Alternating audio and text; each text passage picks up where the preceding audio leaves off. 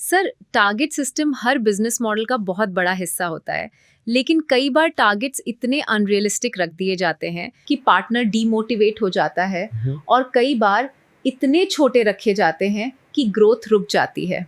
तो एक सही और प्रैक्टिकल मिनिमम बिजनेस टारगेट कैसे तय किया जाना चाहिए? बहुत अच्छा सवाल। टारगेट सेटिंग साइंस भी है और स्ट्रैटेजी भी। सबसे पहले टारगेट मार्केट साइज के अनुसार होना चाहिए। अगर टेरिटरी दिल्ली एनसीआर है तो उसका पोटेंशियल अलग है। अगर टेरिटरी किसी छोटे डिस्ट्रिक्ट की है तो उसका बिजनेस वॉल्यूम अलग होगा। दूसरी बात, टारगेट सर्विस मिक्स पे डिपेंड करता है। अगर कंपनी केवल लो मार्जिन प्रिंटिंग करती है तो बिलिंग टारगेट ज्यादा रखना पड़ सकता है।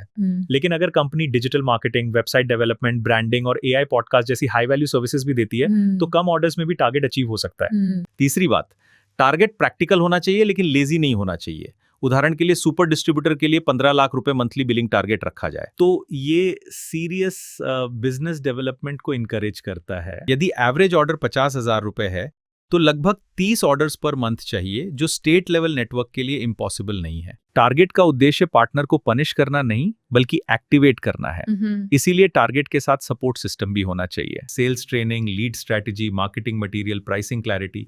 मैं हमेशा कहता हूं कि टारगेट ऐसा हो जो मेहनत मांगता हो लेकिन अपसर्ड ना हो, क्योंकि इम्पॉसिबल टारगेट पार्टनर को तोड़ देता है और जीरो टारगेट मॉडल को वीक बना देता है।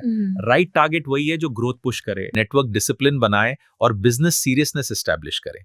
और अग्रीमेंट में टारगेट अचीवमेंट रिव्यू मैकेनिज्म भी क्लियरली लिखा होना चाहिए।